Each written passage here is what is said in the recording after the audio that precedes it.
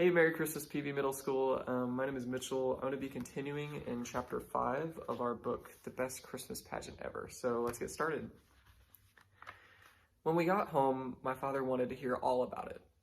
Well, Mother said, just suppose you had never heard the Christmas story and didn't know anything about it, and then somebody told it to you. What would you think? My father looked at her for a minute or two, and then he said, well, I guess I would think it was pretty disgraceful that they couldn't find a room for a pregnant woman except in a stable. I was amazed. It didn't seem natural for my father to be on the same side as the Herdmans, but then it didn't seem natural for the Herdmans to be on the right side of a thing. It would have made more sense for them to be on Herod's side. Exactly, Mother said. It was perfectly disgraceful. And I never thought about it much. You hear all about the nice warm stable with all the animals breathing and the sweet smelling hay, but that doesn't change the fact that they put Mary in a barn. Now let me tell you, she told my father all about rehearsal, and when she was through, she said, it's clear to me that deep down those children have some good instincts after all. My father said he couldn't exactly agree. According to you, he said, their chief instinct was to burn Herod alive. No, their chief instinct was to get Mary and the baby out of the barn. But even so, it was Herod they wanted to do away with, and not Mary or Joseph. They picked out the right villain. That must mean something. Maybe so. My father looked up from his newspaper. Is that what finally happened to Herod? What did happen to Herod anyway? None of us knew. I'd never thought much about Herod. He was just a name, somebody in the Bible.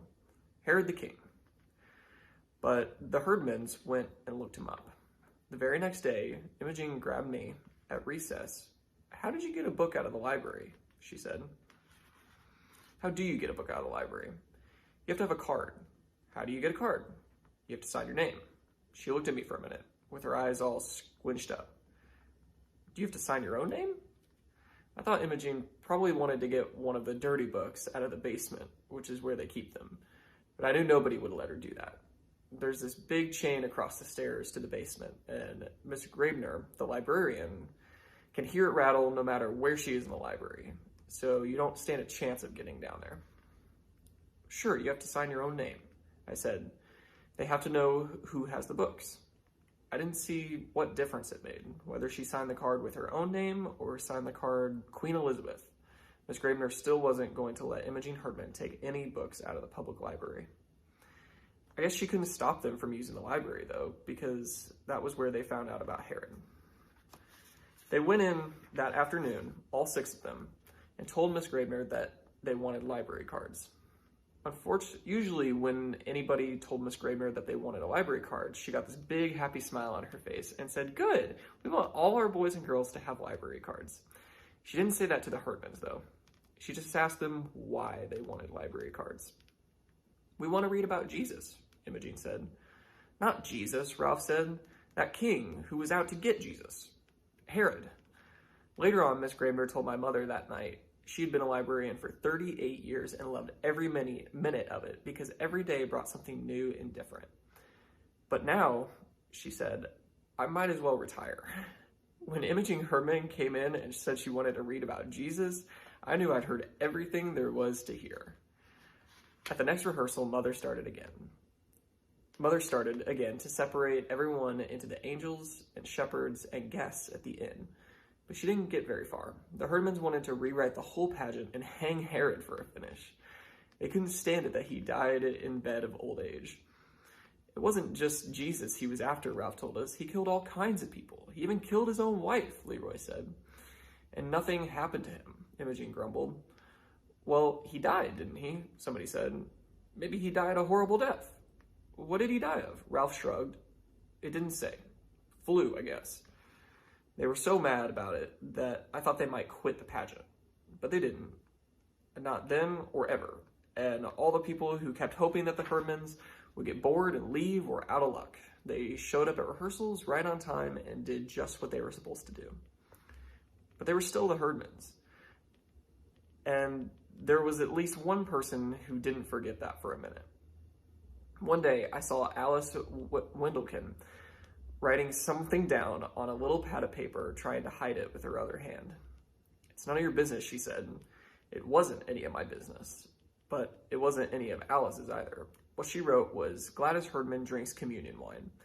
It isn't wine, I said, it's grape juice. I don't care what it is. She drinks it. I've seen her 3 times with her mouth all purple. They steal crayons from the Sunday school cupboards, too. If you shake the happy birthday bank in the kindergarten room, it doesn't make a sound. They stole all the pennies out of that. I was amazed at Alice. I would never think to go and shake the happy birthday bank.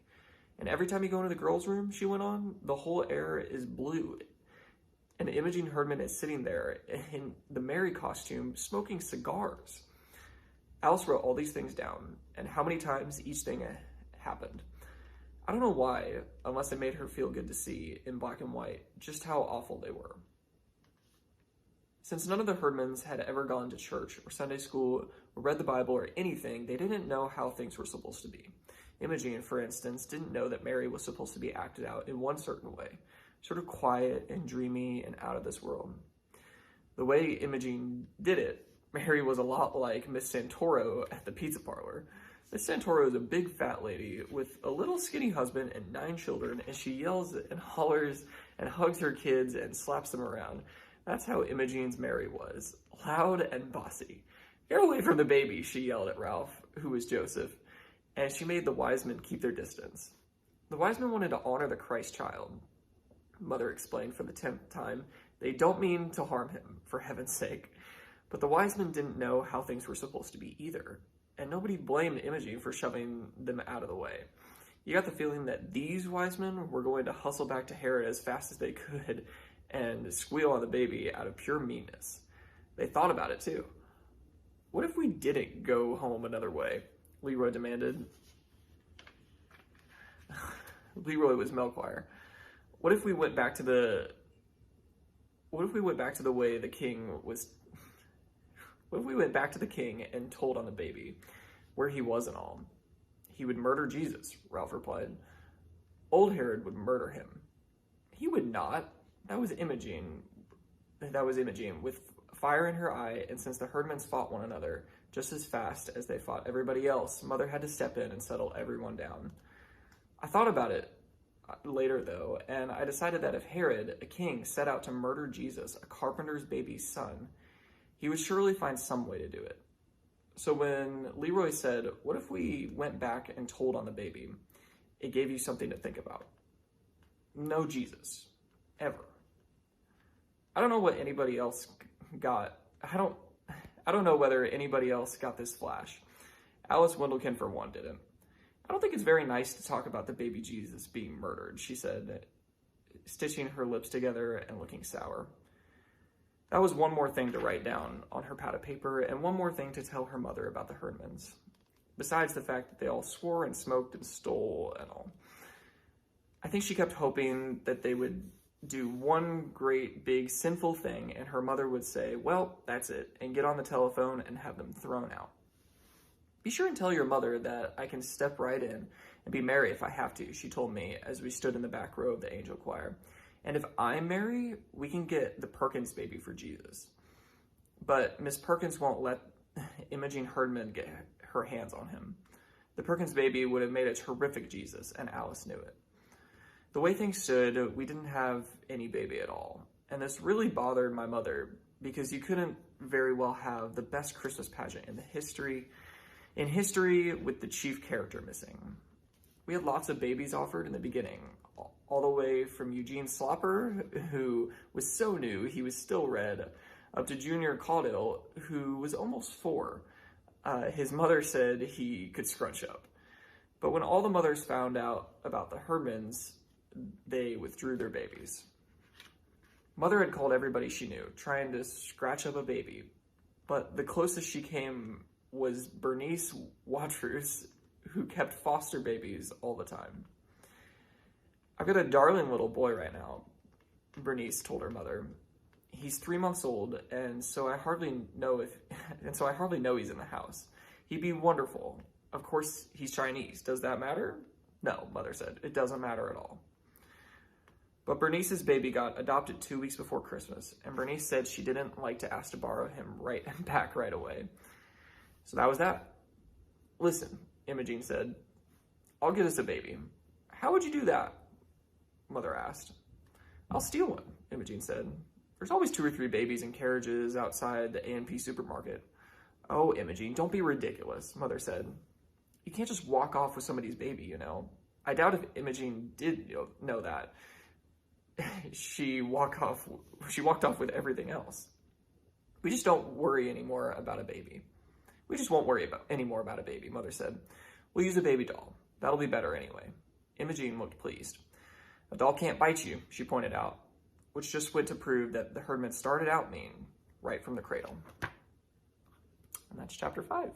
I think Kendra will be reading tomorrow, so bye.